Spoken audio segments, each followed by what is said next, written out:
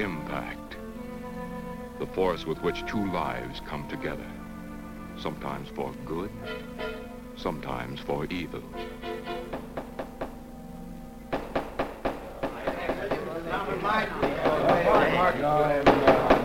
I say, Williams, a lot of line on there. I'm definitely against it. Seems to forget we have our stockholders to answer to. Phone Mrs. Williams, Della. Tell her to be ready in about an hour, and I'll pick her up. Yes, Mr. You phone San Rafael and see if those papers are on the way over from the executive. Yes, well.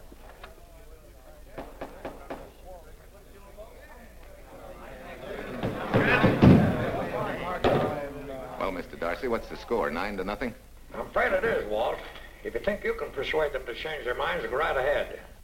Gentlemen, I never interfere in stock issues, dividends, or anything else in your department. I must run my department with no interference.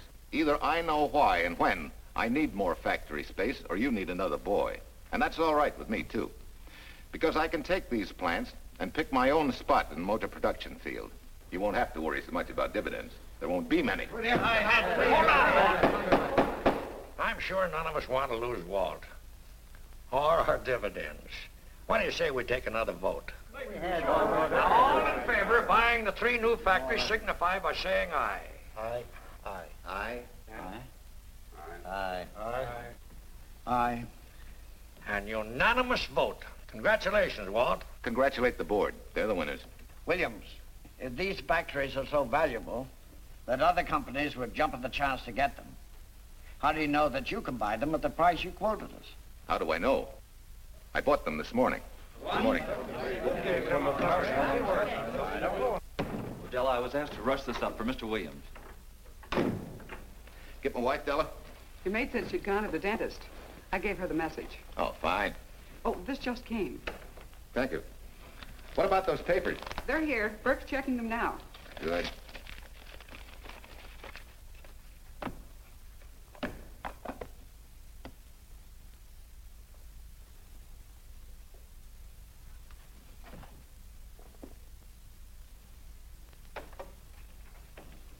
Congratulations, Walt. Take a look at Clause 4. Those provisions haven't been clarified yet. Oh, no? I want to leave for Tahoe right away. Get Judge Deering on the phone, will you? Never mind. I can get faster action if I run out to San Rafael myself and stick with him till they're right. Yeah? Mrs. Williams on 3. Oh, put the blueprints of that new diesel in, will you? I want Jackson to see him. Hi, Duchess. I'm afraid now we won't be able to leave till about 5 o'clock. What? You're not going with me, but I counted on it. But I thought as soon as Dr. Harris took care of whatever it was, I'd feel better. I don't. Stupid thing still aches, and I certainly wouldn't be a very desirable driving companion. No, seriously, darling, you run along and buy your little factories and hurry home. I'll send you back to the office. And cheat me out of my goodbye kiss? Not a chance. I've got to drive over to San Rafael. I'll stop on the way. Love me? Bye, dear.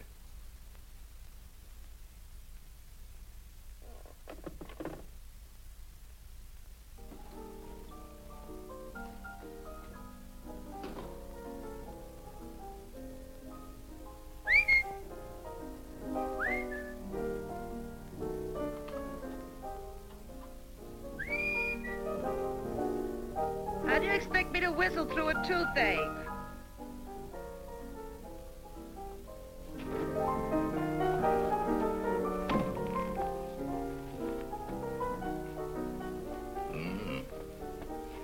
Nothing in the whole world smells as sweet as you do, Duchess. Certainly don't feel sweet. I was grouchy as an old bear. Well, old Doc Williams can give you something to fix that. Close your eyes. Relax a minute. Take a look at that, see if you don't feel better. Oh, Walt. Oh, darling, it's beautiful.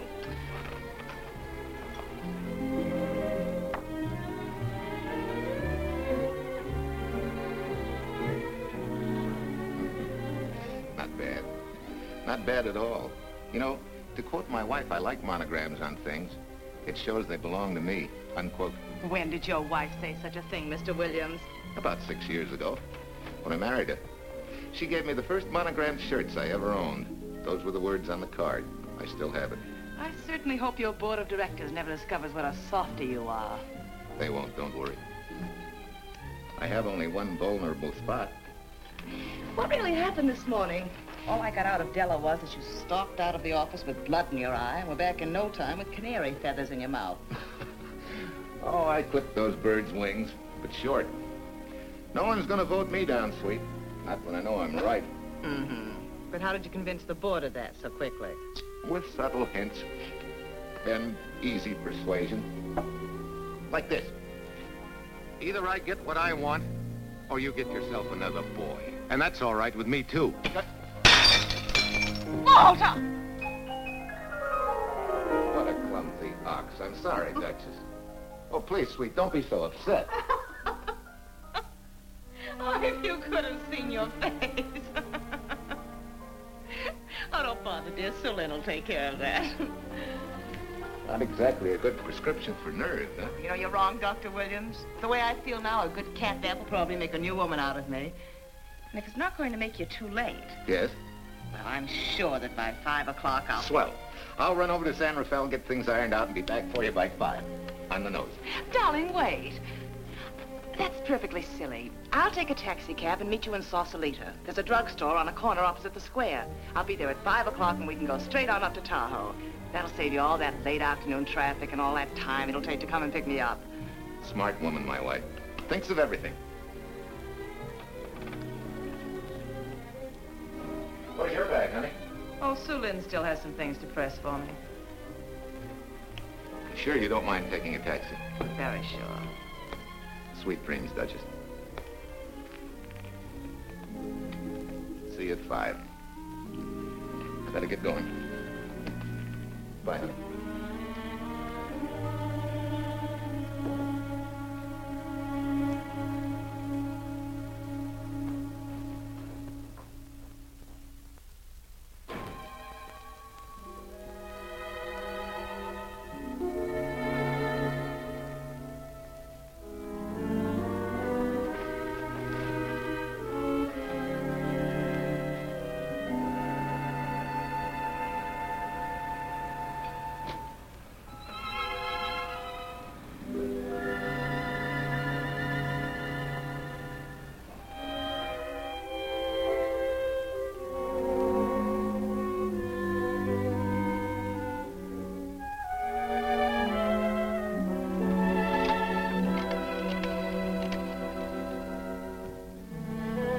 Long distance? I want Berkeley 79721. Hello. Ah, hiya, beautiful. Yeah.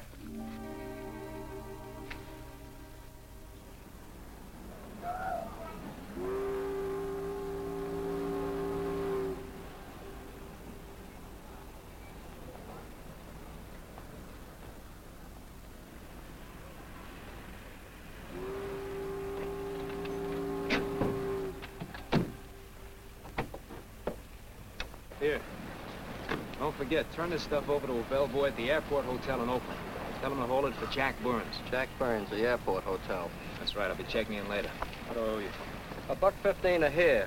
All the stuff back to Oakland. Yeah, here. Buy yourself a new kit. Thanks.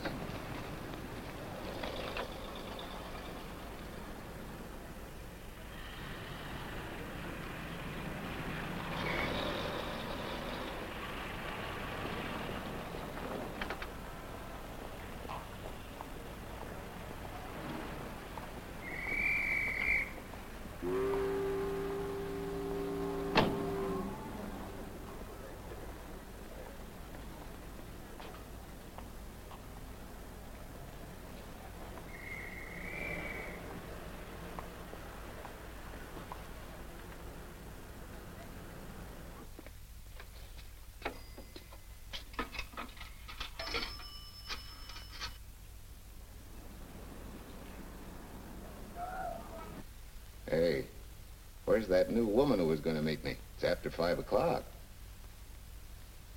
Oh, gee, I was so sure you were going to be okay. maybe you better get yourself another dentist, huh? Of course I understand, honey, of course. Just to prove it to you, I'm coming right on home. No, you really mustn't, darling. I'm going to be perfectly all right, really. And besides... Besides what? Well, I've done something you're not going to like. You remember Aunt Margaret back in Illinois? You mean the old gal in Evanston? I'm way ahead of you. How much? Well, it isn't money this time. It's another relative, her favorite nephew, Jim Torrance. All of a sudden, right out of the blue, just after you left, he telephoned me from Berkeley. Okay, Judge, I'll see him when I get back. Well, you don't understand, dear. You're going to see him right away. I'm what? Well, all he seemed to want was to be able to get back to Illinois, so I... So you buy him a ticket. That's easy. Well, it isn't. I offered to, but he got huffy and said he didn't want any handouts, and... Well, without thinking, I told him we'd pick him up and give him a lift as far as Denver. I won't say I'm getting exactly an even trade for you, but where do I find this guy? Well, he should be there right now. I told him to be on the lookout for a cream-colored roadster, just in case we failed to recognize one another after all these years. Oh, darling, you're such a lamb. Are you sure you forgive me? What do you think? Well, I'd better run along, or Cousin Jim might get nervous. Take it easy, sweet, and miss me, will you? I do already. Don't drive fast. And please take care of yourself. Softy. Goodbye.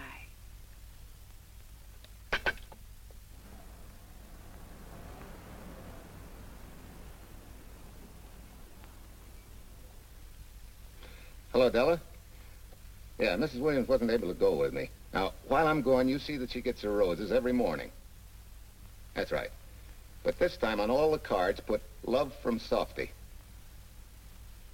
Yeah, S-O-F-T-Y.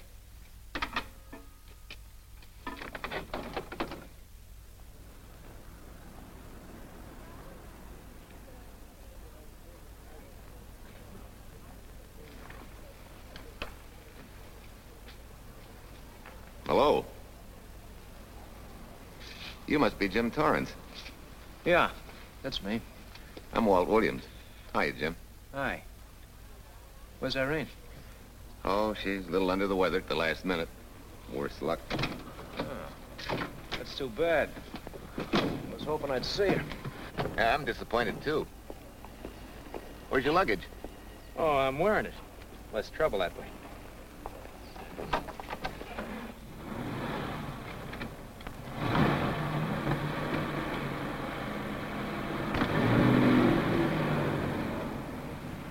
Irene tells me you're heading for Illinois. Yeah. Going been a little rough, huh? Haven't exactly been worried about my income tax. What's your line, Jim? Oh, guess I'm a better salesman than anything else. You know, I can give you a couple letters when you get back to Chicago. It might help you. It's fine. Little in with the top brass never hurts. What outfit were you with? Patton's Third Army. How was it? Rough. Except for the time in Italy. I kind of liked it there. Patton's outfit never got to Italy. Of course.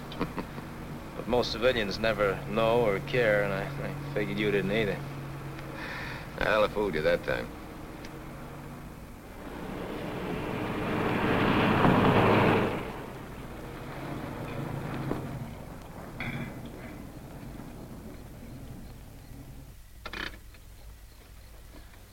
Our last chance to chow for a while. How about it? No, thanks. I grabbed a hamburger while I was waiting for you. I can still taste the harness.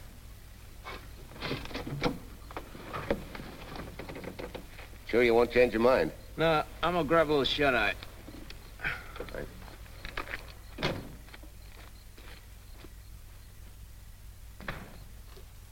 Chicken sandwich and a Coke. One chicken sandwich. Chicken sandwich coming up.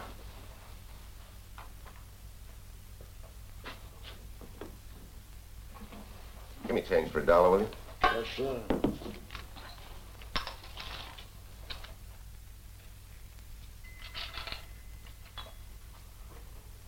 Thanks.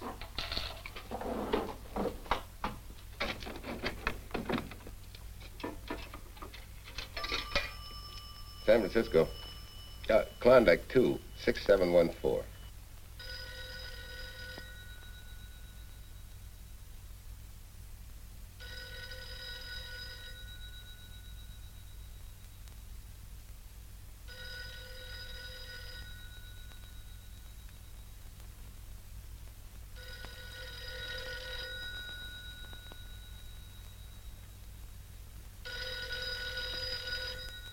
Klondike 26714 does not answer. Oh. We'll try Sutter 1, 2599, please. Bayview Apartments.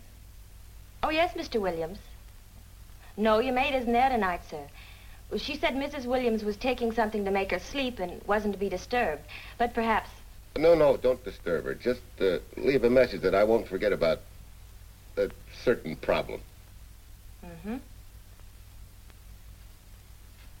I think I have it, sir. You want her to forget all about a certain problem. Softy, is that S-O-F-T-Y, sir? Softy is going to take care of it thoroughly. Is that all?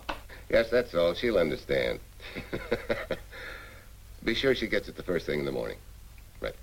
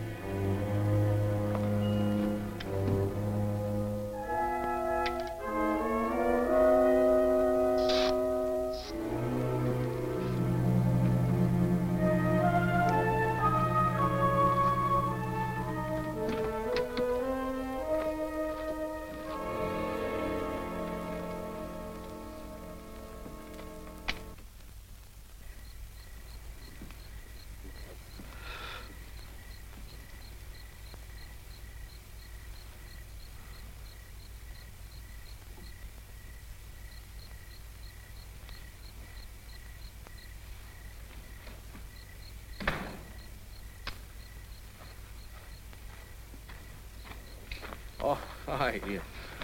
It's been so long since I've been behind the wheel of anything but a Caterpillar or a Jeep, I had to find out what a real buggy feels like. Why don't you drive for a while? Oh, swell. Nothing would suit me better.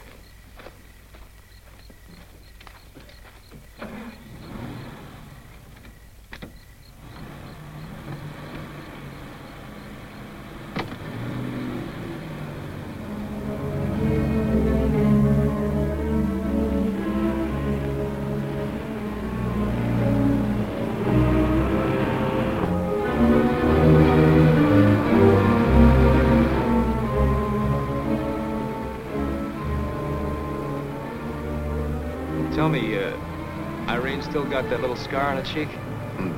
That one she got from the fall? Yeah. You can hardly see it now, though. How'd you know about that? She just got it last summer. Thought you said you hadn't seen her for years. Oh, from Aunt Margaret, of course. How else? She always sends me the news in her letters.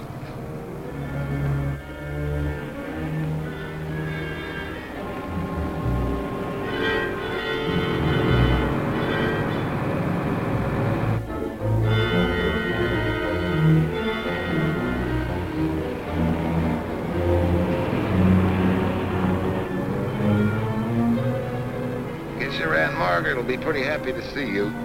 Irene says you're the favorite nephew. Afraid my lovely cousin was just giving me a build-up for your benefit. You don't know Irene. Maybe not.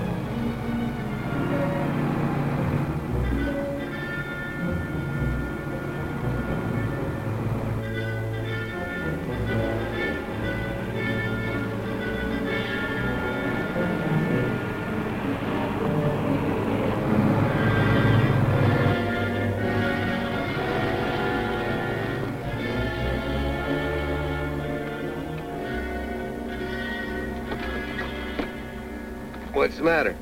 I think we got a flat.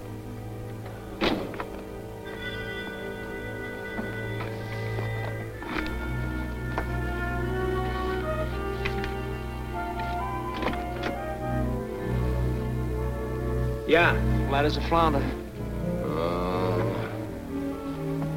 Well, let's get to work. Hey, look out there, young fella. It's quite a drop.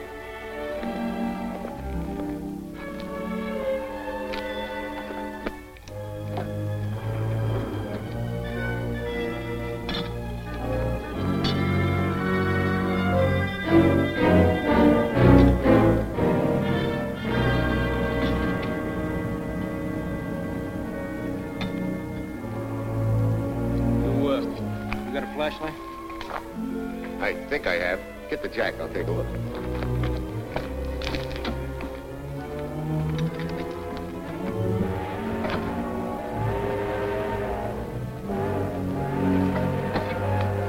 Did you find it?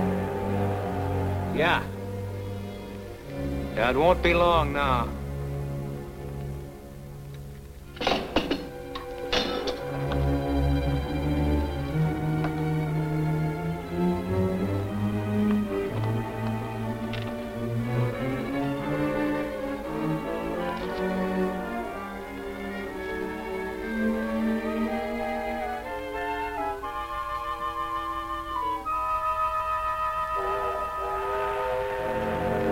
Come on, let's get going. Wait a minute. Did one of your cufflinks fall out? Huh? Something dropped. I heard it fall right down there at your feet. Hmm. Well, he must have rolled under the car.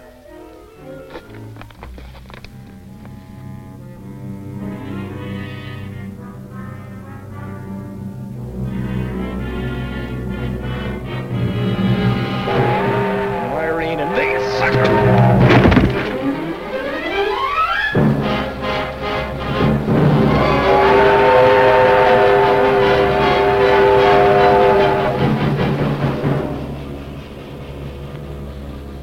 Hello?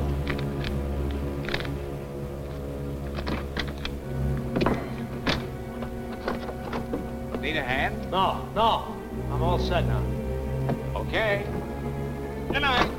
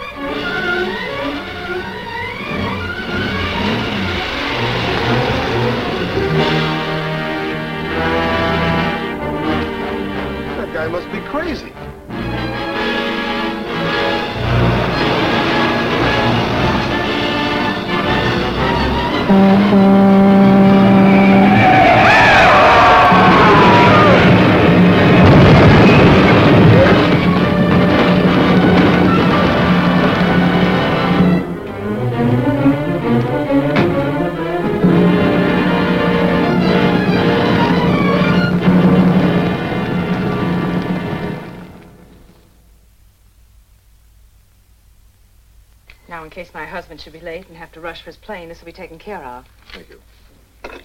Tell Mrs. Burns to 302.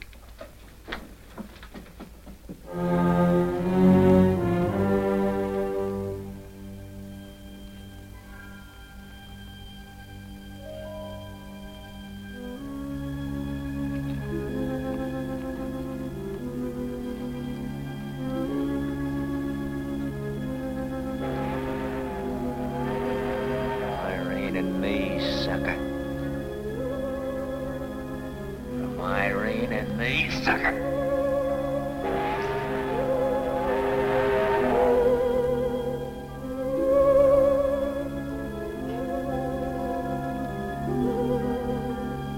Take care of yourself.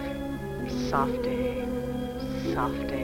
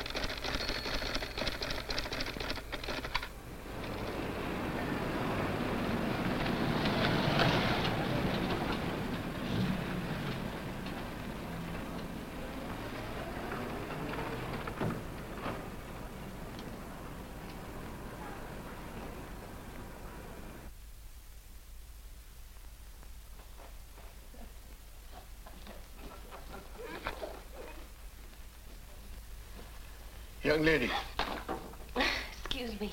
I want to see Mrs. Walter Williams. I'm sorry, sir, but she left orders not to be disturbed. I'm sorry, too. Lieutenant Quincy of the police department.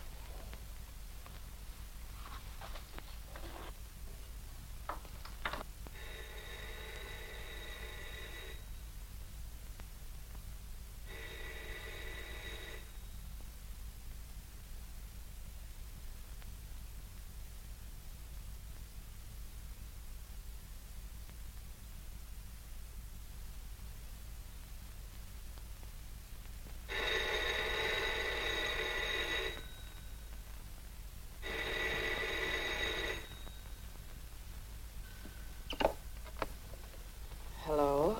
I thought I left orders not to be Oh, I see. Ask him to come up, please.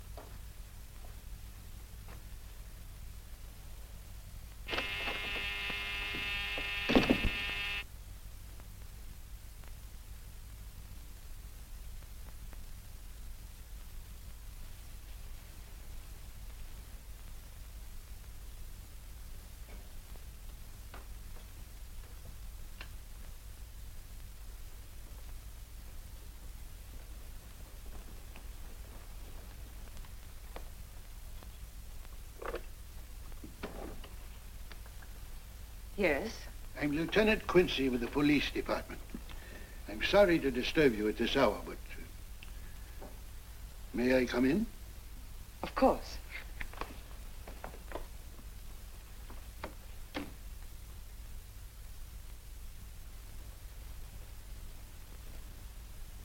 Well, Lieutenant? Did your husband go on a motor trip late this afternoon? Why, yes, he went to Denver on business. Why? Was he driving a Packard roadster? Yes. Is anything wrong? I'm afraid there is. Won't you sit down? Has something happened to my husband? Yes, Mrs. Williams. He's dead, isn't he? Yes. Oh, Walt, I knew something like this would happen. I begged him time and again not to pick up hitchhikers. But it wasn't a hitchhiker, Mrs. Williams. It was just an accident. He ran into a truck, a gasoline truck. You mean there was fire? He must have been driving pretty fast. I don't think he felt anything after the crash.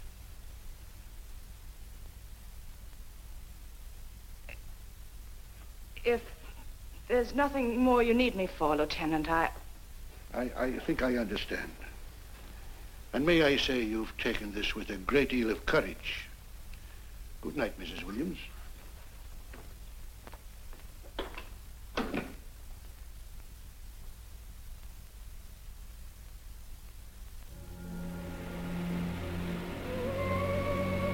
Take care of yourself.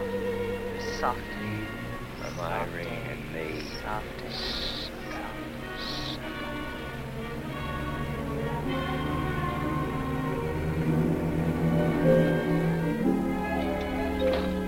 Ready?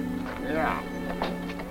That Williams must have been quite a guy. Yeah, he went to work for Universal Motors as a sheet metal worker. Mm-hmm. Less than 10 years, he's their top production man. Well, he sure went out in a blaze of glory. Yeah. Let's go.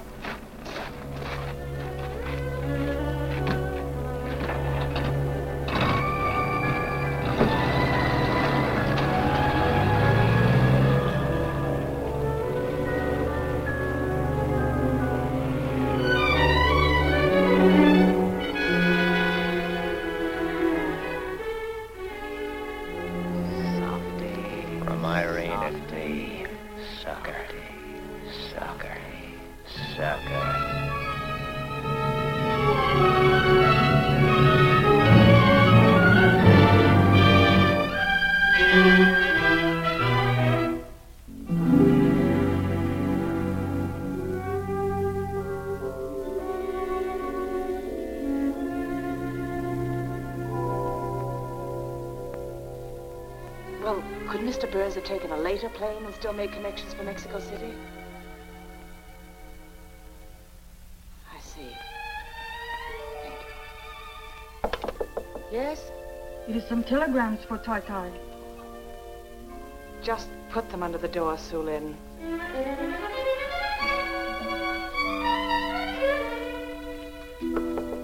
Please, Tai Tai, a policeman Quincy most anxious to see you. Ask him to wait, Su Lin.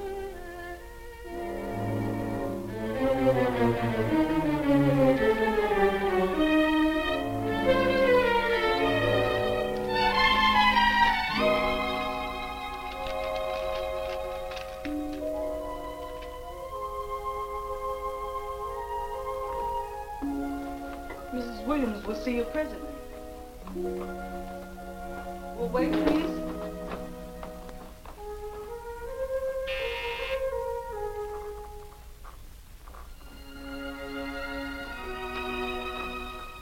Flowers for Mrs. Walter Williams. Thank you.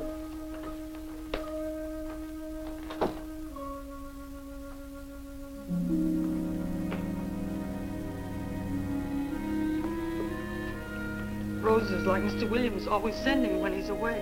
You seem to have been very fond of Mr. Williams. Su Lin is honored to have served him 5 years, and he... I'm sorry to keep you waiting, Lieutenant. I wouldn't be disturbing you again if it wasn't necessary. And I would be keeping you but a moment. You're being very considerate. Won't you sit down?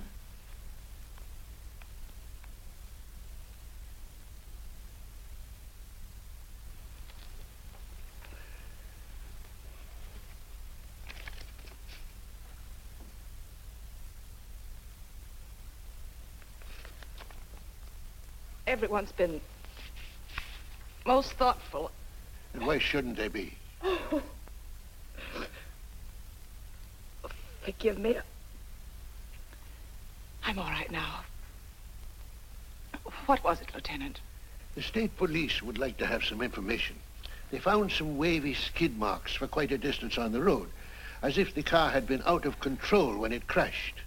Tell me, was Mr. Williams a reckless driver? Why, no. He was a fast driver, but certainly not reckless. Well, was he a heavy drinker? Quite the contrary. Well, what about his health? Could he have had a heart attack and lost consciousness before the accident? Why, no. He was in perfect health, but he'd been working much too hard lately and was overtired. Perhaps he fell asleep at the wheel last night. Oh, poor darling. If only I'd been able to go with him last night, he might still be alive. Well, maybe so and maybe not. You mustn't blame yourself, Mrs. Williams. Fate plays an important part in these matters. Your handkerchief.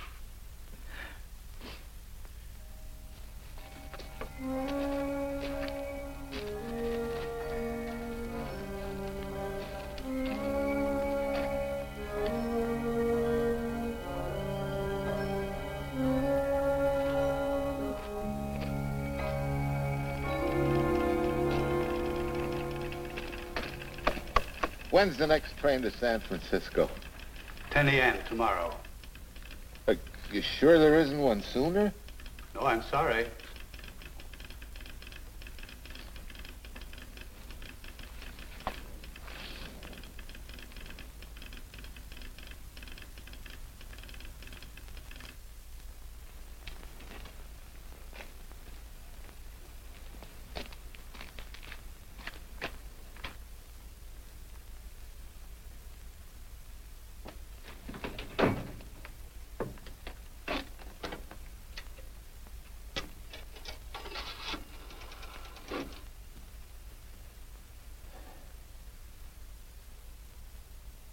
We have a circuit now, sir.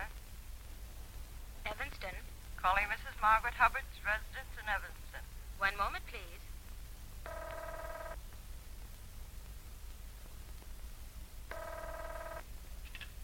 Hello? Mrs. Margaret Hubbard? Yes? Who's this? Long distance. I have a call from Mr. James Torrance. Who? Mr. James Torrance. He's her nephew, Jim Torrance. The call is for your nephew, Jim Torrance. I haven't any nephew, and I don't know any Jim Torrance. Sir, Mrs. Hubbard says she doesn't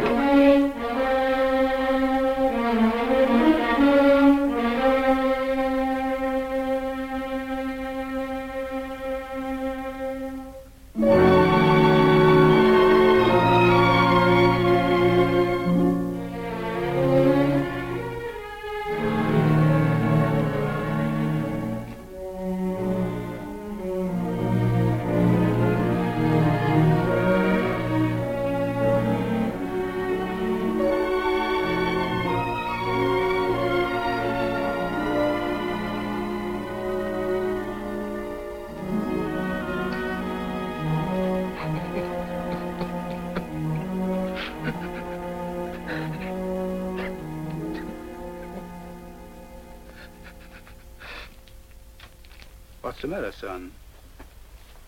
Looks like you need a doctor. Doctor? I can't leave the station, but old Doc Bender's just across the road there. Yeah. Doctor? Think you can make it? Yeah. I'll make it.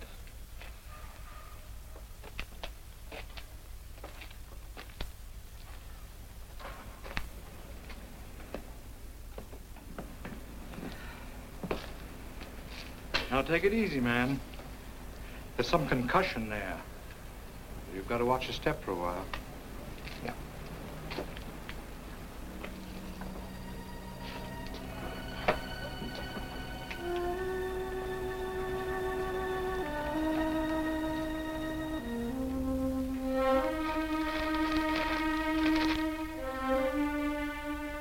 Walter Williams' beautiful widow, who by her own request sat alone in the family alcove during the service.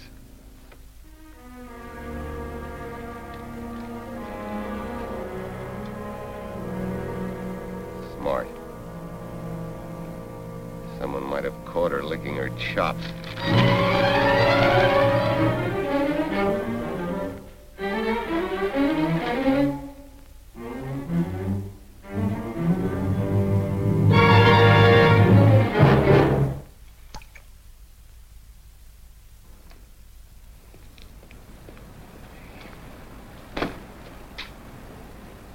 Hey, what's that?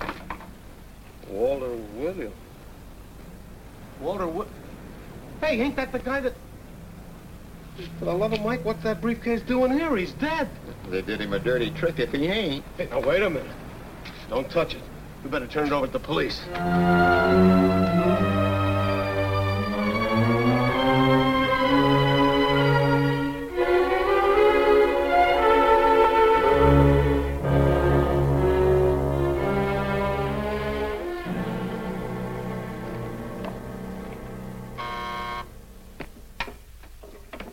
Homicide, Captain Callahan. Oh, yes, Chief. The dope just came in from Washington. The fingerprints are those of a James Torrance. Yeah, I'm putting Quincy on it. Right. This sort of opens up a new can of peas on the Williams accident. There's the FBI reporting the guy. Playing with the lady's affection seems to come natural with him. All you got to do, Quincy, is find him. Yes, that's all I got to do. Last known whereabouts of Jim Torrance was in a moving van somewhere between Sacramento and Points East. Yeah, wait a minute. Last known address, care of his sister, Mrs. Joseph Rossetti. Irving Apartments, Berkeley. Well, what are you waiting for, Quincy? Let's go. Did Torrance leave any forwarding address? No, he said he was going to send it to me. Sorry to trouble you.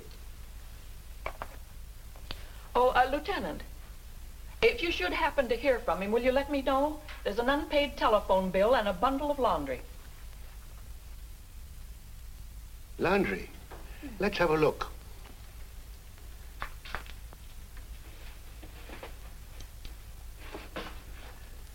I may have to take this along with me. Not without a receipt, you don't. You mean you don't trust the police? In my business, you don't trust anybody. Mine, too.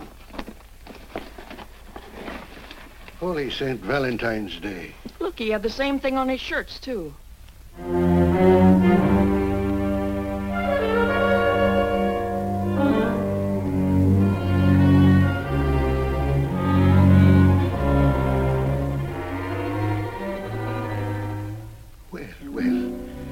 Romance in your late tenant's life. Did you ever see the lady? You know, I never did. But I always knew when she'd been here, the wonderful perfume. I lay you 10 to 1 she's a rich widow. Could be. Wait, I'll get you his telephone bill. Pretty fancy stuff for a hitchhiker. Yeah, but he's a pretty fancy hitchhiker.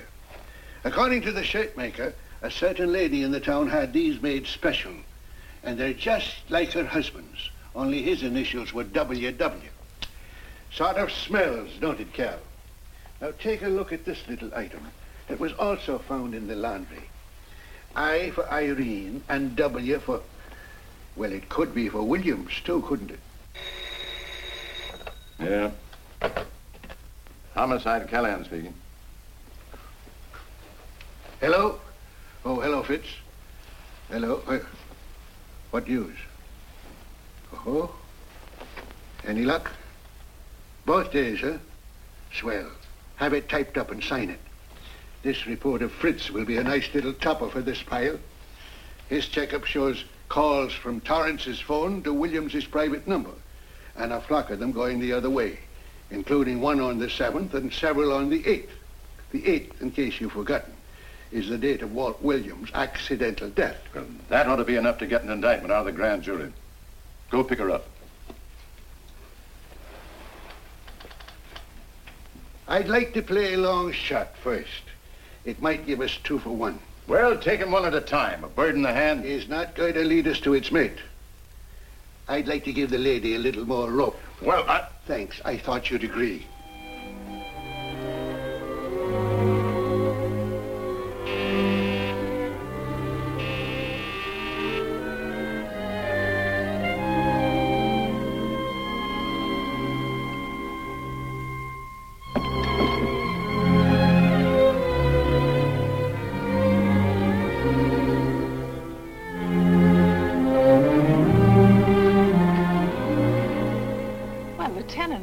You just caught me. I'm glad. I have some rather startling news I thought you should know before it hits the headlines. Come in. Thank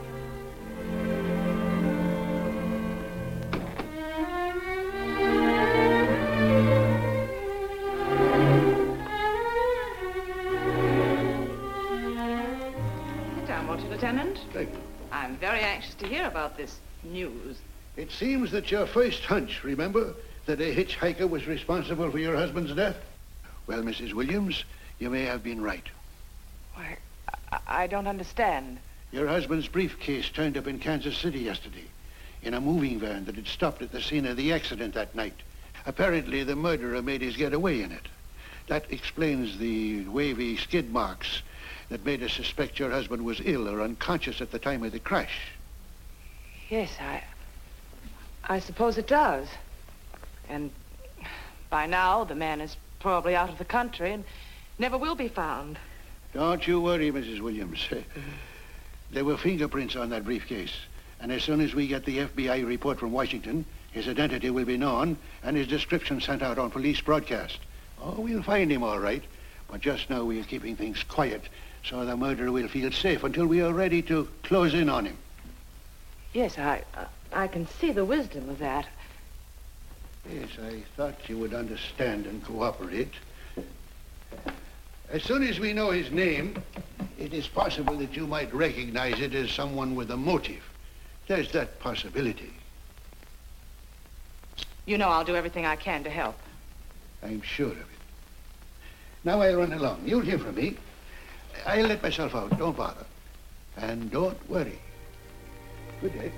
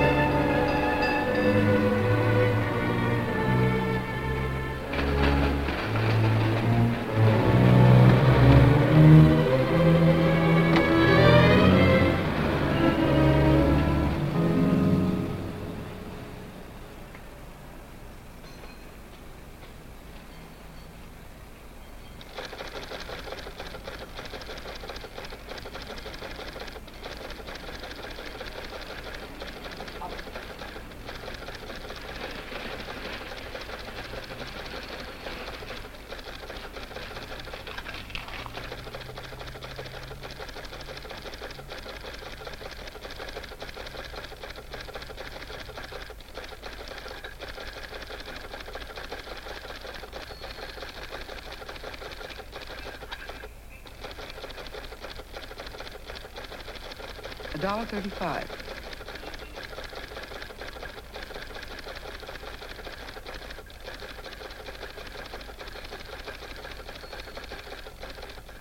See, everything after the letter J in the first name has been obliterated by heavy writing over it. The only impress letters legible are those between words or before them, like RNS at the end of this name here, and the Hotel Santa here before the word Evanston. Well, Tom, don't you think it's about time you retired? Why, there isn't even evidence there of Mrs. Williams' intent to communicate with Torrance. And who do you think she beat a path to the telegraph office to wire to?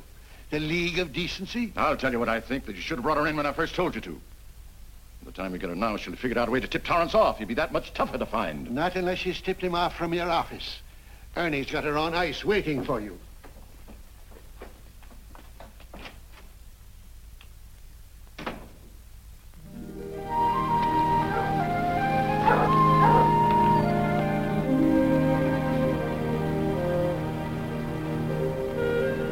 Pretty good, huh? Fastest growing little town in Idaho.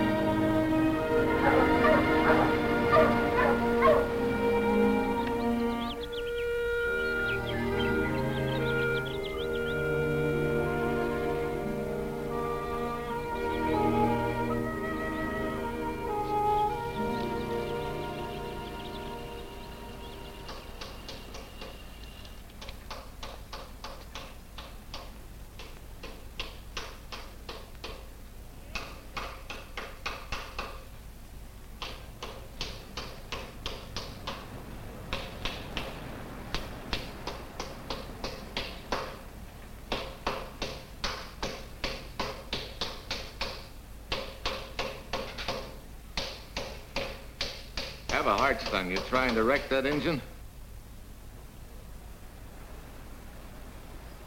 Oh. Sure. It's a hobby of mine. The way you're going at it, you can't miss.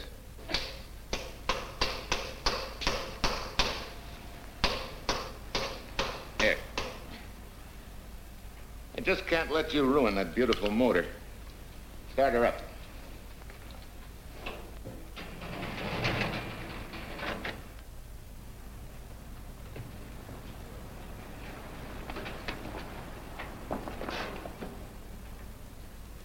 Okay, start her up.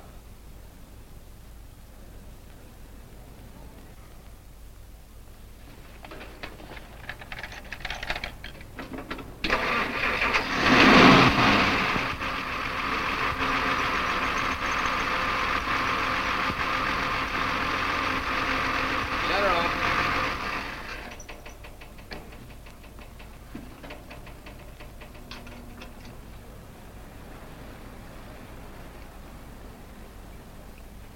You're certainly not a mechanic by trade.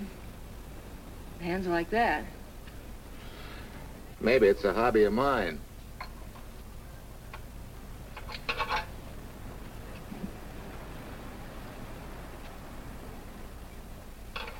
Gee, what happened to your head? Perhaps I was talking when I should have been listening. Okay? Okay by me. Thanks a lot, Hill. So long, Marcia. Bye. He's all right now. You better lay off though till the boss gets back. I'm the boss. I guess the new cars are a little bit over my head. Now, with a jalopy, it's different. Aren't there any mechanics around here you can hire? No, they all went over to the new factory in Mansville. I guess they got better wages. Tough break. Yeah. How much do I owe you? Oh, forget it. Well, I'll be shoving along. Well, at least have a cook in the house. You might as well. Marcia, can I use your phone a minute, please? Sure, help yourself, Uncle Ben. Never rains but what it pours. 650, please. Flat tire this morning. Now the danged engine stalled on me. Nice and cold. Wilson's garage? No, I did not give you the wrong number. Fine thing using my phone to cheat me out of repair bills. Aren't you ashamed? You gave me the wrong number. 650, please. You're a nice girl, Marcia Peters, and your ma's a fine woman. And I'll always buy my gas and oil here. But you ain't never gonna tinker with my car again. Busy? Busy. Always busy. Wait a minute. We're not so busy. Would you like to do another good deed and give Uncle Ben a hand? Why not? Where is your car, mister? Maybe I can help you. Why, are you a good mechanic? Very good. And very reasonable. Well, just what you need, girl. Better hire him. It's an idea, Uncle Ben. Come on. Thanks for the Coke. Sure.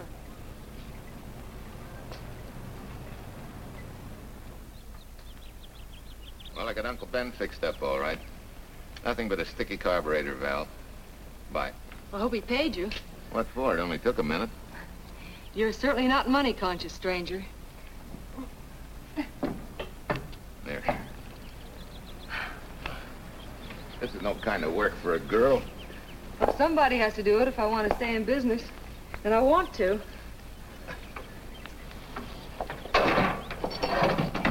Must be some business that you're better suited for.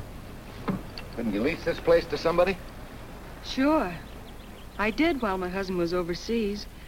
But when he was killed in Okinawa, well, we'd made a lot of plans for the future here. And I had a hunch he'd like it if I took over and tried to make a go of it. Takes more than a hunch to do that. I got along famously. Business has been fine until lately when the help got short. Could be again. I had a good mechanic. Yeah. You sure need one, all right. Well, for Pete's sake, say yes or no. Do you want the job or don't you? You mean you'd hire me without knowing anything about me? You can repair automobiles. What else do I need to know? Except your name. Well? Why not? Sure. I'll try it for a while till you get someone permanent. The name's Bill Walker. Okay, Bill, it's a deal. And maybe if business gets real good, you'll want to stay. Oh, don't count on it. Where does this go, on the rack? Yeah.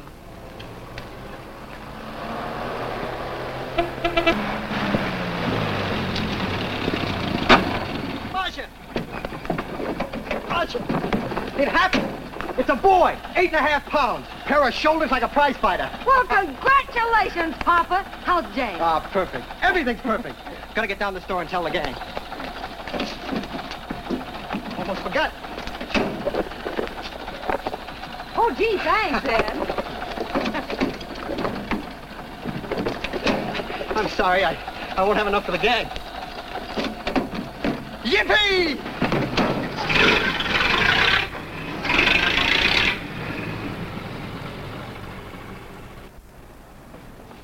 Maybe you can use this token from the slightly delirious new father. Thanks. Say, we haven't settled the matter of wages yet. Maybe I can't pay your regular salary. Suppose we leave that open till you find out how much I'm worth to the business. Doesn't seem to be any business right now. Might be a good time for me to get rid of this beard and find a place to board. We live right next door. I'll go ask Mom. She'll know of a place. Sort of a peaceful house. I noticed it this morning. Oh, gosh, I forgot. She's down helping Mrs. Wellesley with her canning. Mom finds homes for everything from stray cats To stray mechanics. Well, you're not a stray anymore. I'll go phone. Pearl? 674, please. Hello, Miss Wessler. May I speak to Mother? Hi, Mom. I've got some good news for you. I hired a man for the station. Yeah. No. Nobody we know. He's from out of town. Needs to place a board. You got a good one up your sleeve? Okay.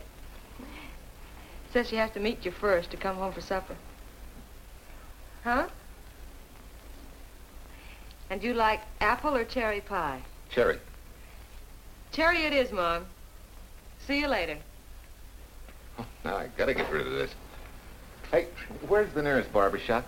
The one and only, just up 2 blocks. Tell Judd you're working for me. When you get back, we'll close up and go home. Thanks.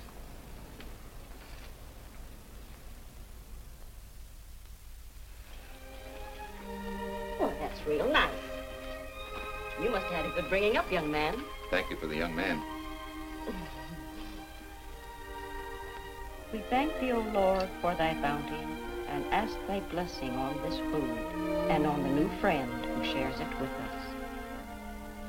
I hope you're good and hungry, Mr. Walker. Who wouldn't be? Marsh, she eats like a sparrow, with all the hard work she does. May I have your plate, please? Well, she can start taking it easy now. Boss, the help. Thank you. She never takes anything easy. Has to put her whole heart and soul into everything she does. Well, now that you're through with me, Mom, how about Bill? Have you thought of a place for him to stay? Well, why can't he stay right here? We have a spare bedroom going to waste. And I think you like my cooking. Like it?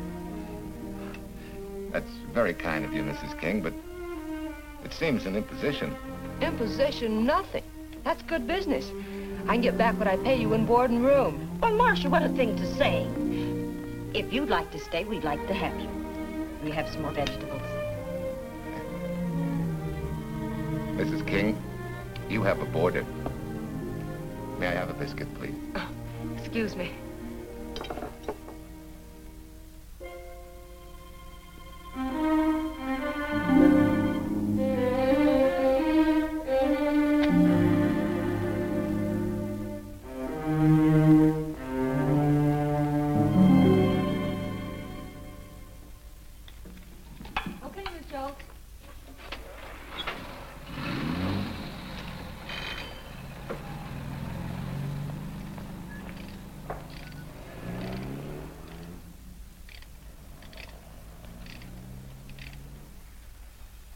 It's wonderful the way tools seem to come alive in your hands.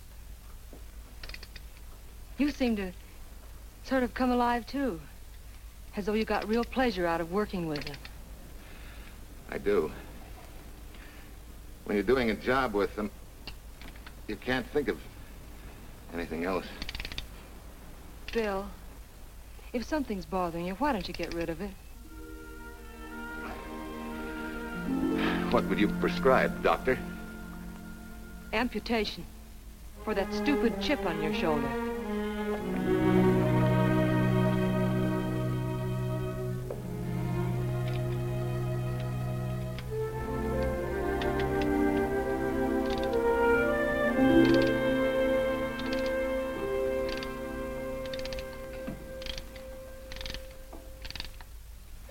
What you need is a ring job.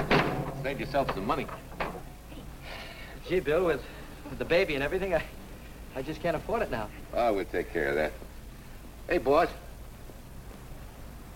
How's Ed's credit? Good enough for a ring job? Well, sure, if I can hold Junior as collateral. Oh, not a chance, fella.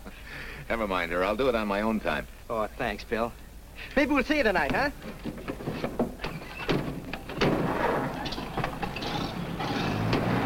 Some shoulders, huh? Yeah. Some father, huh? Bye, Marcia. Bye, Marcia. Bye. Nice kids.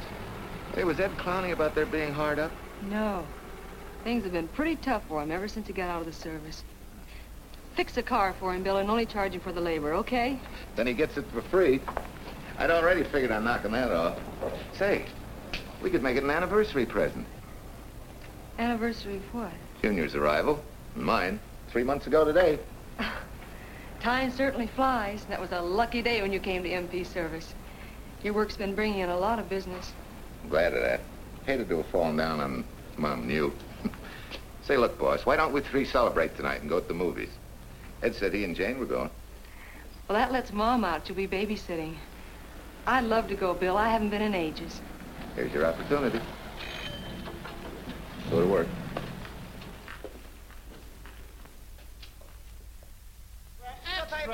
Irene Williams, held for murder. Read all Extra. Irene. This is Sheila Graham with the latest news of the shocking Williams murder case. While beautiful Irene Williams is held for trial, charged with conspiring to kill her late husband, the police are searching for James Torrance, believed to be the lover of Mrs. Williams and her partner in the horrible murder of Walter Williams.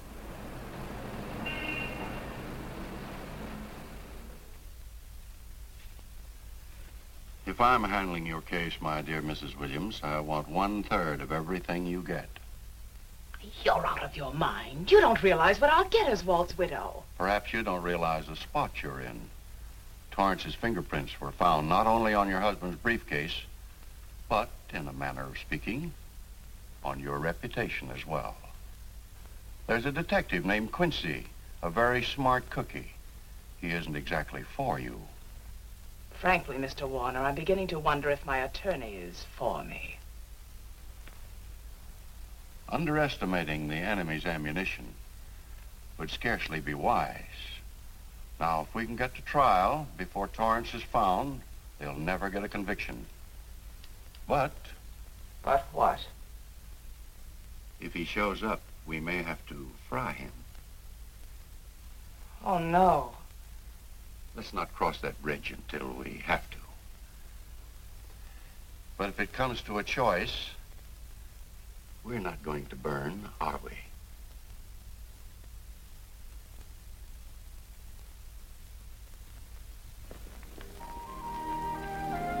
Aren't you the chatterbox this afternoon? What about this afternoon? Oh, I'm sorry, boss. I guess it was wool gathering. You're only supposed to do that in the spring. Is there anything you don't know? Yes. What's San Francisco got that we haven't? Better newspapers, for one thing. Anyway, California's supposed to be the land of opportunity. I thought that by now you liked it here. I do. Very much. It's a good town. Nice people. Swell boss. Thanks. We like you, too. No fooling, Bill. You'd be surprised how many people ask questions about you. What kind of questions? Oh, where you came from, do you have any family, and do you like it here, and are you going to stay? Al Knox asked me at the movie last night if you wanted to join the volunteer fire department. Just interested, friendly things. I suppose it is natural for people to wonder about a stranger who moves into their community, like I did. You know, I've been thinking, maybe it wasn't such a good idea, you and I going to the movies last night. It's all right being seen in the station and here with Mom, but... Oh, you get used to that in a town this size. They're always trying to marry people off. You just ignore it, and after a while they forget about it. I'll go get cleaned up for supper.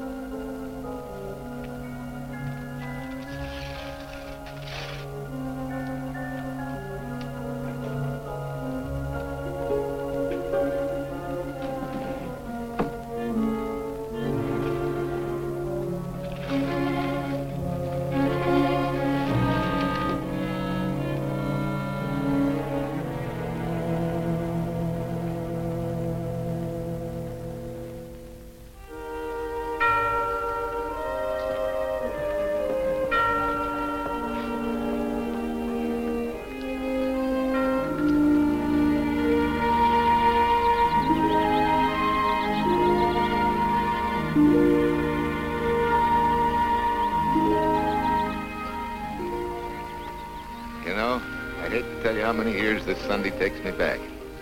Did you always fall asleep during the sermon? I wasn't asleep, Mrs. Peters. I merely closed my eyes to concentrate. Oh, well, that's what you call it. I had to nudge you to stop you from nodding. Quiet. You're disturbing my reminiscent mood. Even smells the same. Could be the same bees buzzing in the same clover. As they say, you can take a boy out of the country, but... A rolling stone gathers no moss. It has to stop rolling sometime, doesn't it, Bill?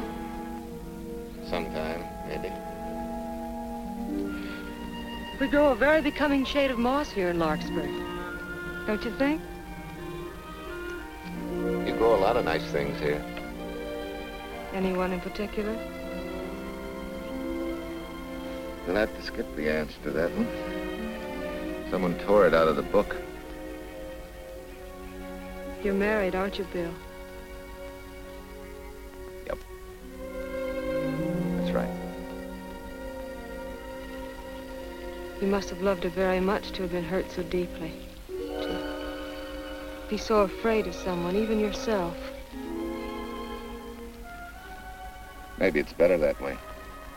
Then no one gets hurt. Bitterness and hatred hurt everyone. Can't you see, Bill? They're like a wall that shuts out all the sunshine from a garden and lets everything wither. Make room in your heart for something else, can't you? I guess this is my day for sermons. Sorry. As Mom would say, you never get rich minding the other fellow's business. Hey, that's a flyer. I'll be seeing you.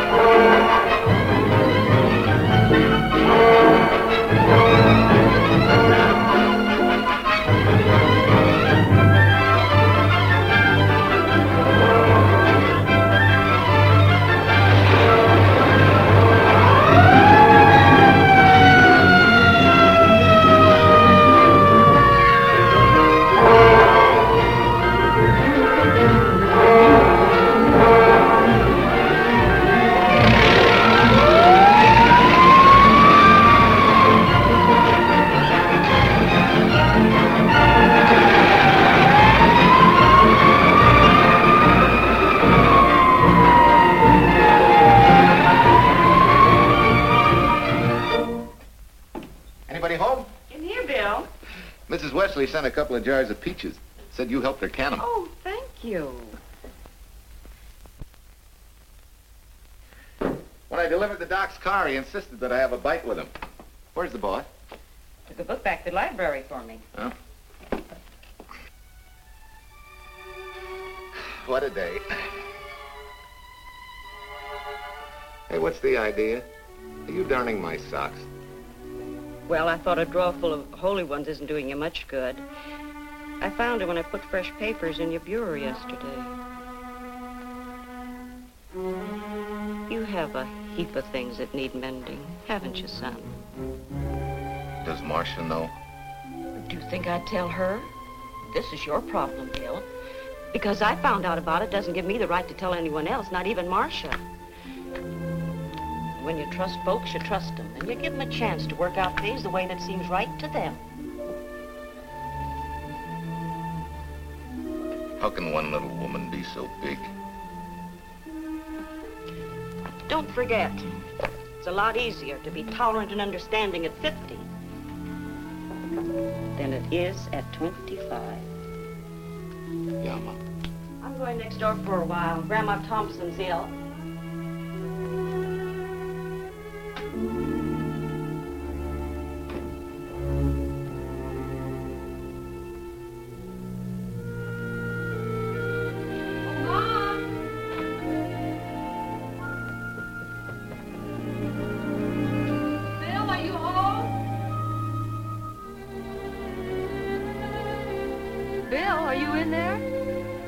Yeah. Mom went next door, Marcia. Hi. Do you work awfully late? Oh, about 6. Anything wrong? Come in. I want to tell you something. I'm checking out. Has something happened? No, just... I'm doing what I should have done a long time ago. Moving along. But why, Bill? My name isn't even Bill. There isn't any Bill Walker. I'm Walter Williams. The late Walter Williams. Walter Williams? I don't understand. You may not even after I've told you, but at least you'll know the whole story. Sit down, please.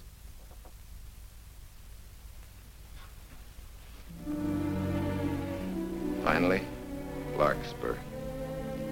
And you. From there on, you know. I'm glad you're going back to make things right. Going back? Wild horses couldn't drag me back. What are you going to do about your wife? Nothing. You're going to let her go to trial for murder? Oh, no, Bill. Why not? She tried to kill me, she and her cousin. But they didn't. Who says they didn't? Let them try and prove it. No matter what your wife did, she can't be tried for something that didn't happen. Oh, Bill, can't you see? You bet I can see. She deserves everything she's getting. Sorry part of it is they'll never convict her. No, Bill. The sorry part is you're not big enough to take a hard jolt to your pride and to your ego. Sure. It hurts to be tricked and cheated by someone you loved and believed in. But that doesn't give you the right to take justice into your own hands, to trample on the hearts of others and walk out on life. A barren, frustrated boyhood. A marriage to a woman who accepted my love, yet despised me so thoroughly she resorted to murder. I'll never think of our moments together without nausea. I feel stripped bare, degraded. Because you've closed your mind and heart to everything else. Even me.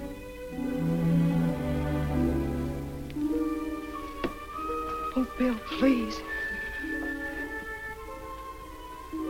Don't destroy the one chance we have for happiness. We haven't got a chance.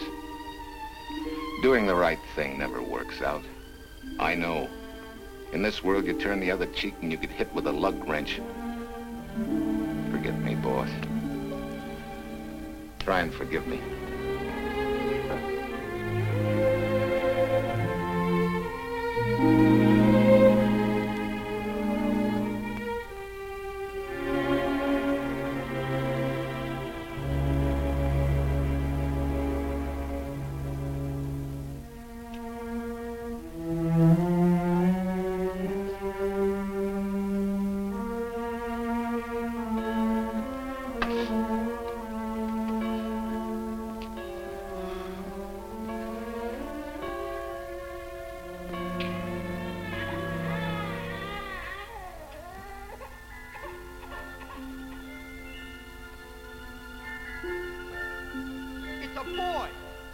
Shoulders like a prize fighter. You know, I hate to tell you how many years this Sunday takes me back. You have a heap of things that need mending, haven't you, son?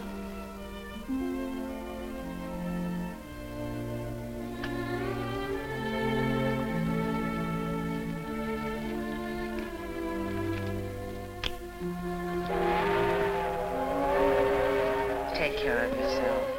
Softly. Irene and me. Softly. You're not big enough to take a hard jolt to your pride and to your ego. Sure. It hurts to be tricked and cheated by someone you loved and believed in. But that doesn't give you the right to take justice into your own hands. Trample on the hearts of others and walk out on life. Oh, Bill, please. Don't destroy the one chance we have for happiness.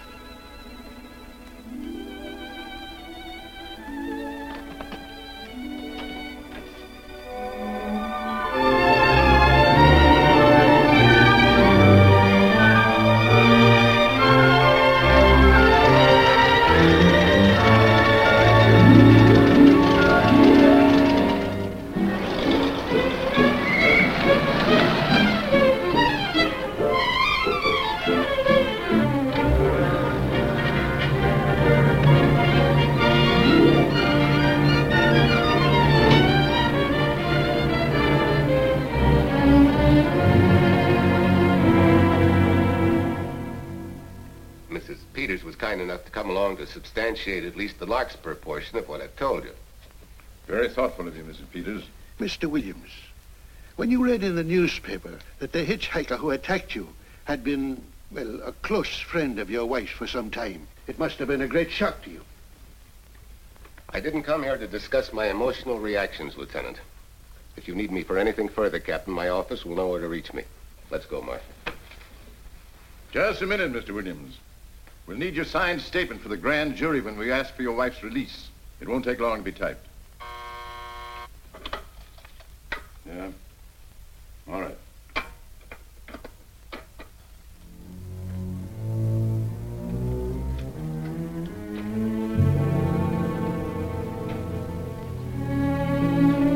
Come in.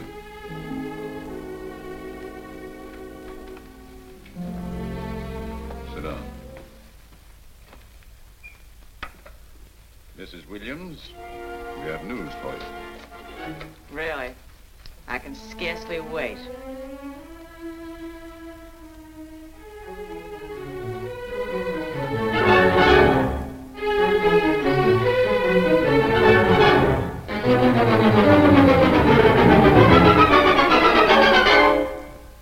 It seems it was Torrance who was in the car when it crashed. Jim? Dead?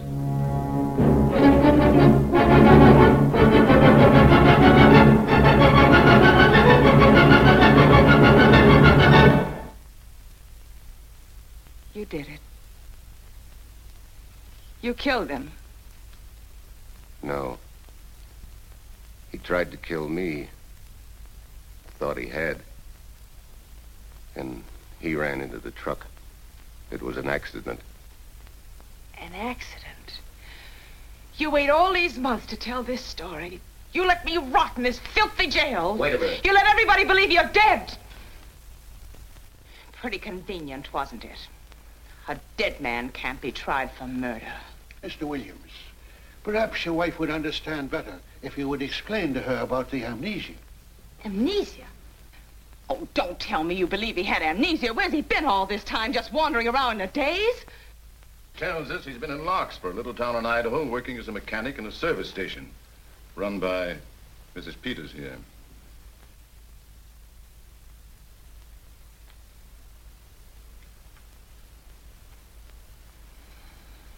I understand perfectly. Now that my chance for happiness is dead, I suppose you'll demand the divorce I begged you to give me so that I could marry Jim. That's fantastic. Yes, isn't it? After you telling us that the man you picked up was a perfect stranger. Well, that's not true. The time and place for meeting Jim had all been arranged. I must advise you, there's a law that a wife can't testify against her husband. There's a law against murder, too, but that didn't stop him, and nothing's going to stop me until I'm through.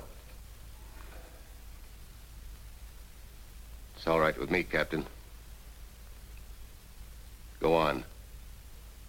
Talk your head off.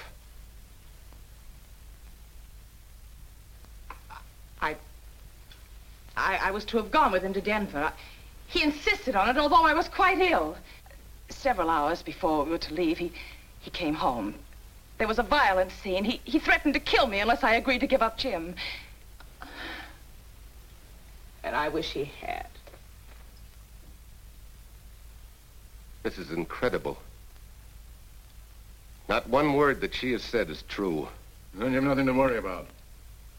Mrs. Williams, was there a witness to the threats you mentioned? No. Unless the maid overheard. She was in the apartment. In fact, she picked up the pieces of the vase that he threw at me. Where's she now? I don't know. She left me suddenly after all this began. Please, could the questions wait? I feel rather ill. Will you have Mrs. Williams ready for the grand jury at 10 o'clock tomorrow morning? That's all.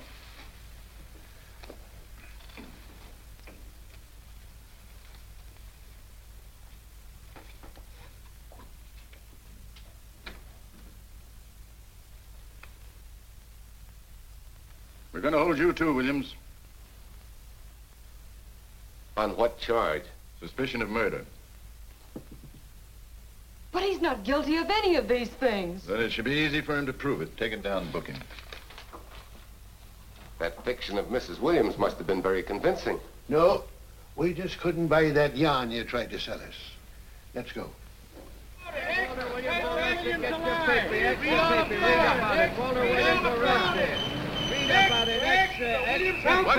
What's three? White, Freed, and murder charge. Extra, get your paper. Walter Williams charged with murdering wife's mother. Extra, get your paper. Irene Williams goes free. Husband held. Extra, get your paper. White, Freed, and murder charge. Walter Williams charged with murdering wife's mother. And Daly's going to cover Williams' office. Okay, boys, hop to it. I want all I can get by 10 a.m. tomorrow for the grand jury. Okay, Chief. Oh, Tom, don't miss a bit. Dig up everything you can on Williams and the Peters dame. You sort of believed Irene Williams' story, didn't you, Van? She made better sense than he did. Well, sure, she's a better liar than he is. Don't forget, I went all through her grieving widowhood with her. She's a bad customer. Well, that's for the grand jury to decide, and Williams insisted on letting her talk. So it's his funeral. Funeral, all right. Especially with that yarn he told. But murder's out of character for him. There's a few pieces missing somewhere. There might be in Idaho, if it's not too much out of character for you to get going. You're going to miss me, Cal, when I retire next year. Maybe I'll turn private eye and solve your cases for you.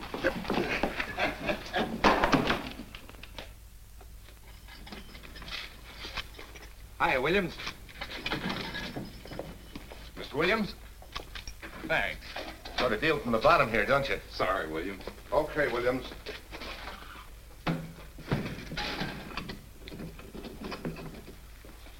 Well, not very good news, judging from your faces. Well, Walt, the grand jury returned indictment against you. Mrs. Williams was released. I see. Now, don't you worry, Walt. We'll have you back at work where you're needed, and in short order. Come on, Eldridge. There's a visitor waiting far more attractive than we old fogies. We're just leaving, Mrs. Peters, but remember, don't hesitate to call on me for anything. Thank you so much.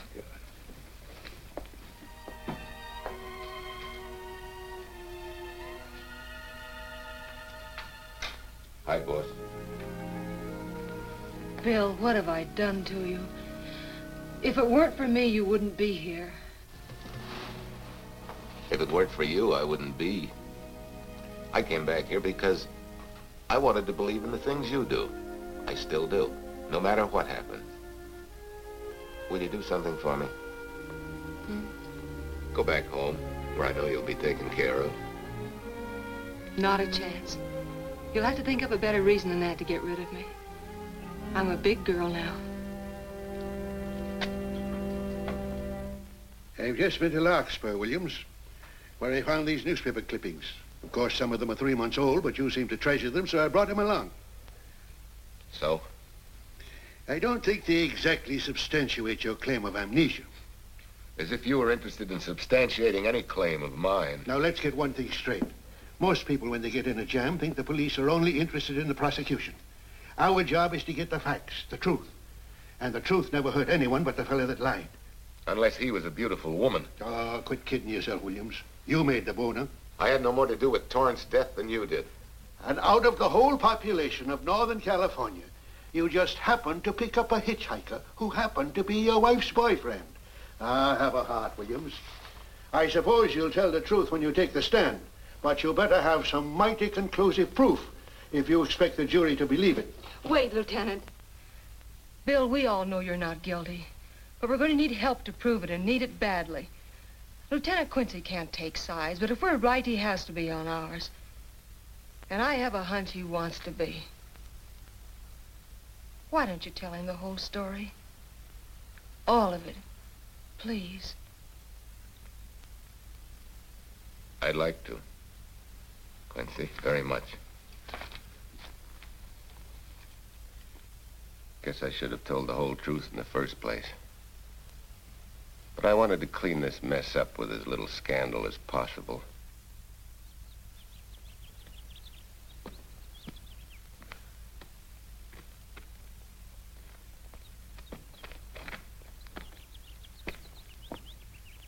Well? No sign of the lug wrench or anything. My dear Mrs. Peters, will you please stop trying to be a detective? How many times do you think the police have combed this spot for any kind of evidence? Now, be a nice girl. Take Mr. Williams' advice. Go back to Larkspur. What time is it? It's only 4 o'clock. We still have time to go back to town and go on our hunt for Sue Lynn. Now, look here, young woman. You've had me on the run since early morning. But, Lieutenant, the maid seems to be our only hope now. We've got to keep looking till we find her, that's all. That's all? Wait.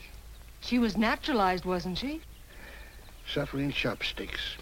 Quincy, you dumb flatfoot. This Sue, what's her name, was Chinese born. If her port of entry was San Francisco, there'd still be a file on her, photo and all. Let's go. Back to town. Immigration.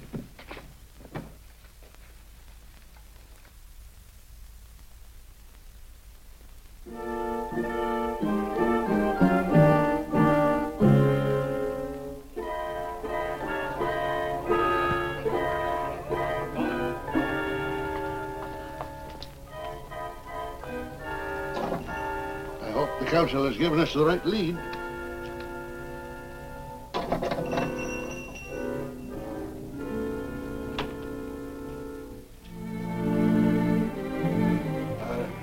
You are Singh? Understand? You savvy English? Also French, Italian, and Hebrew. May one ask what is desired? We're looking for Su Ling Chung. The Chinese consul said you were her uncle and might tell us what she is. This daughter of my brother, has she offended the honorable police? Oh, no. They just wanted to ask her some questions about Mr. Williams, the man she used to work for. Ah Singh's heart is heavy that he cannot lead you to her.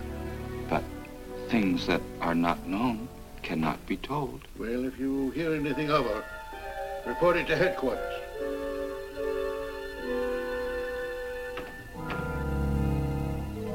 Sunan, untruth is not good for soul, and not wisdom when told to policemen. Better for the soul to be kind than to be wise. Sulin must keep silence to help in this matter.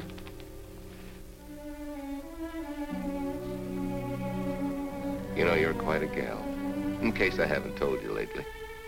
You're just too easily pleased, that's all. There must be a way out. Why can't we find it? Oh, buck up, boys. Tomorrow's another day. Yesterday you go to trial. Oh, Bill, I'm afraid. And the state intends to prove, beyond any reasonable doubt, that the defendant, Walter Williams, did, with malice aforethought, kill the deceased James Torrance, whom he knew to be his wife's lover. And that with his victim dead beside him, he drove his car into the course of an oncoming truck, jumping clear himself some seconds prior to the crash. And subsequently, he made his getaway in the back of a loaded furniture van.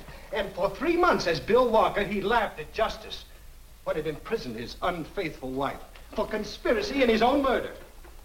But then he decided that being dead cramped his style. He thought he could eat his cake and have it too. So he returned, most anxious to explain his long absence and to right the dreadful mistake that had imprisoned his wife for 3 months. Ladies and gentlemen, it was a cold-blooded, premeditated murder and must be punished to the fullest extent of the law. Call the first witness, please. Captain Callahan, did Walter Williams tell you what suddenly cured his amnesia after 3 months? No, he did not. But he did tell you the man that struck the blow which caused the amnesia was a total stranger, a hitchhiker he had picked up.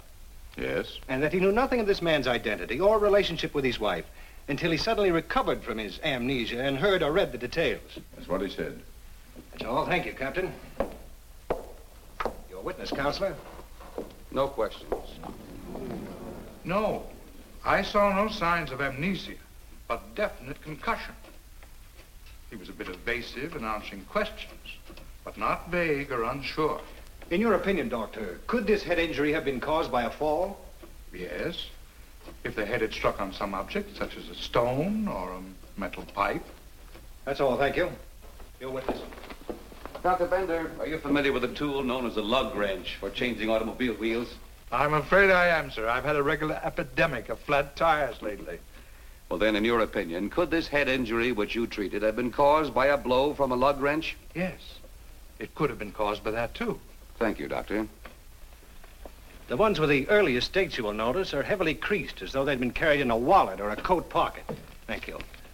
Lieutenant Quincy, will you kindly tell the court where you found these newspaper clippings? In the bedroom occupied by Mr. Williams and Mrs. Peters' home in Larkspur, Idaho. Is this your handwriting, Miss Revere? Yes, sir. And that's the message, at least our record carbon of it. Would you read it to the court, please? June 9th, 8:32 p.m. Message from Mrs. Walter Williams, Penthouse D. Mr. Williams called, said he wants you to forget all about a certain problem, that Softy is going to take care of it thoroughly. Was there any other conversation? Well, I just asked if that was all, and he said, yes, she'll understand, and sort of laughed as if it were a joke and hung up. Some joke killing the wife's boyfriend. That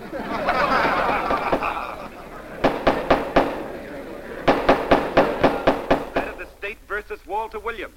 All the rounds so far have gone to the prosecution. And it was a grim-faced Williams who was returned to his cell this afternoon. What the score will be after he takes the stand is anybody's guess, but he's going to need some lucky punches to get a decision. And though Torrance struck with intent to kill, after telling you this is from Irene and me, sucker, you still telephoned Illinois to find out if there was a Cousin Jim.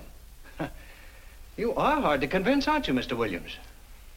Is it so incredible that a man should fight against believing such a thing about his wife? Oh, that is very touching. From a husband who planned a trip on which he intended to destroy his wife and did kill her lover. That's a lie. Your Honor, I object to the conclusions drawn by the prosecutor and move that it be stricken from the records. But, Your Honor, there is a corpus delicti, remember, who was your wife's lover.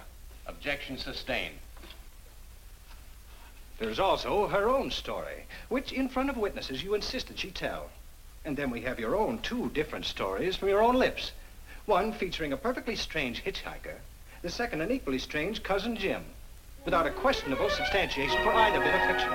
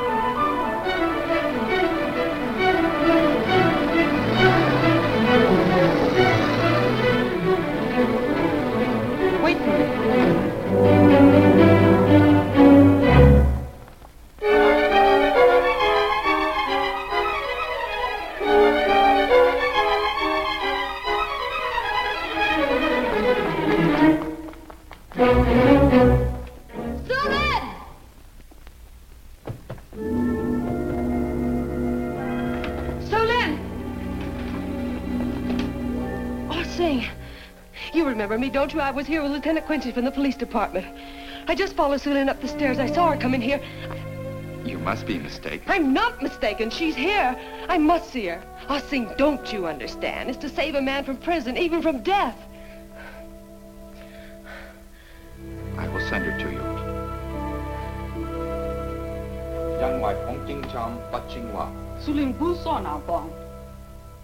Oh, Sue Lynn, we've been looking for you all these weeks.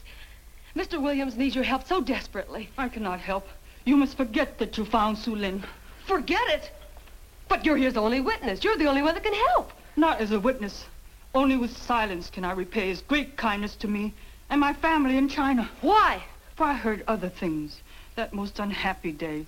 From Mrs. Williams' bedroom, his voice very loud and angry. A flower vase broken to pieces. He can explain all that. They do not believe what he's already told. That I heard anything would do harm. Don't you see?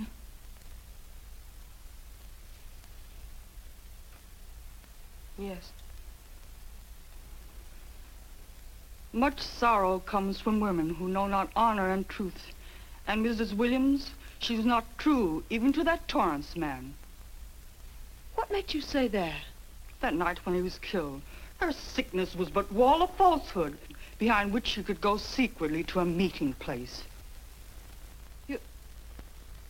You mean she went out that night? Sue Lynn, are you sure? Yes, because next morning in her bedroom I found street shoes that had been worn. Her coat on the closet floor, with the sleeves turned inside out, as though removed hurriedly. And in one pocket, a door key to some hotel. Sue Lynn, that's it. Proof that she and Torrance had planned to meet that night after he killed Mr. Williams. What hotel was it? Oh, I don't remember. The key. What did you do with it? Returned to coat pocket.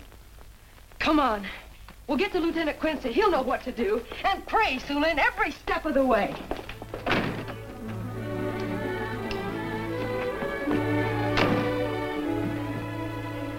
Now hold everything. Even if this long shot don't work out, we'll just keep on pitching.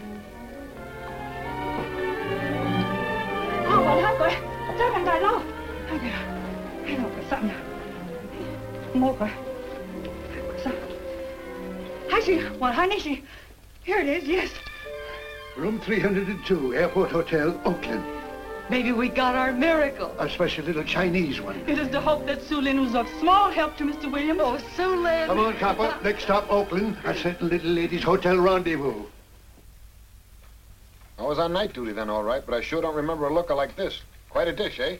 A little too highly seasoned for my digestion, thanks. Lieutenant, just found a couple of cars for room 302 on June 9th. George Baxter, checked out at noon. Mr. and Mrs. J. Burns. Room not slept in. J. Burns. Burns. Look, Quincy. The handwriting on the card is identical to that on the photograph. And here's a little boy, the same thing. The cover-up telegram to Aunt Margaret. Now look at the impressions. J here, and here RNS. J. Burns. That's the name she started a telegram to.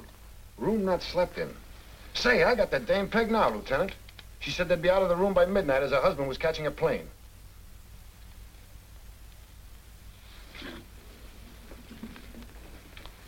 But Quincy... Reservation for Sam Andrews. Yes, sir. This ties it all up, doesn't it? Yeah, like a greased pig. What do you mean? We've got the evidence now, the proof. Of what? Sue Lynn's theory that Irene was playing the field? This evidence only proves that she came here to keep a date with a man named Burns.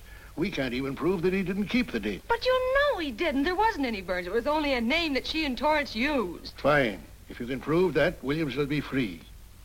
But none of this will prove it. Sorry, Copper, but we are just up another blind alley. Willie? Yes, sir. There's a couple of sample cases for Mr. Sam Andrews. Came up from the station this morning. Take them to Parlor B right away. Sure thing, sir.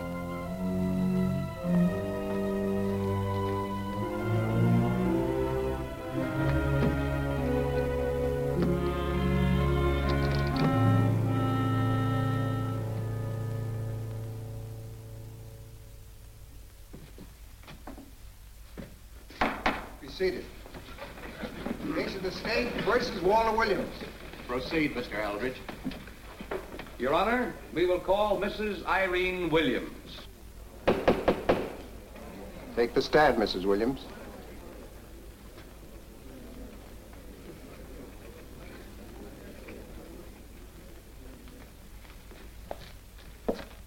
Raise your right hand. You solemnly swear the testimony you're about to give in this cause to be the truth, the whole truth, and nothing but the truth, so help you God? I do.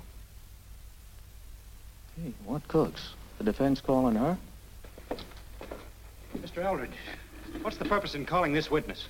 Merely for purpose of identifying handwriting.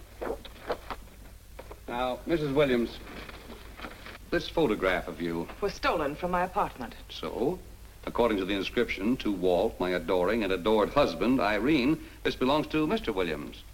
This is your handwriting, isn't it? Of course. I'm touched that he should have wanted it so badly. And this telegram, addressed to Mrs. Margaret Hubbard. Is that also your handwriting? It is.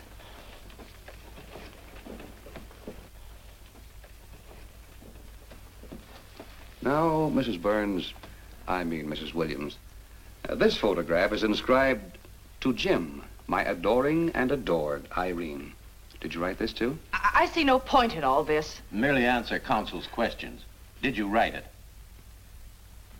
I did. And these letters addressed to Mr. James Torrance, did you write them? Yes.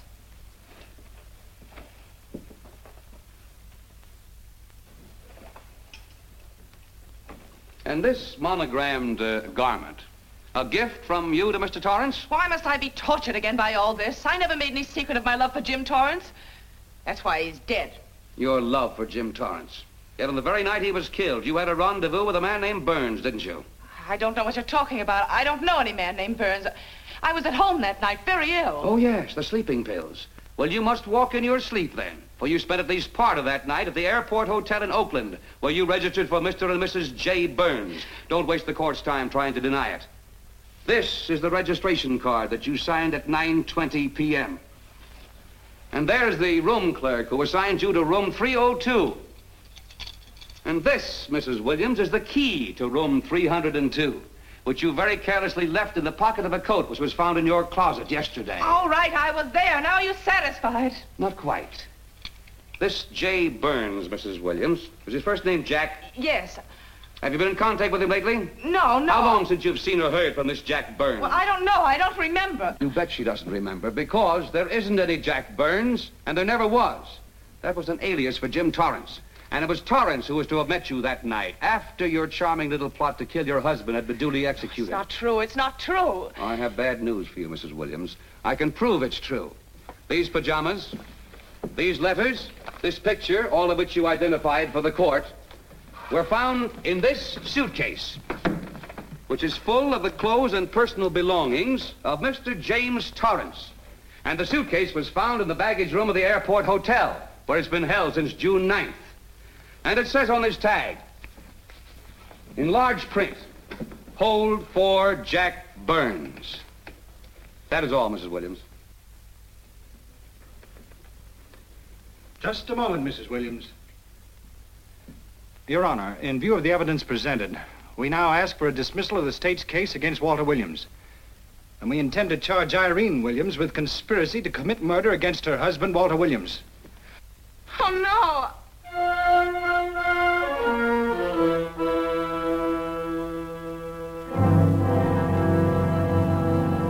The case against Walter Williams dismissed.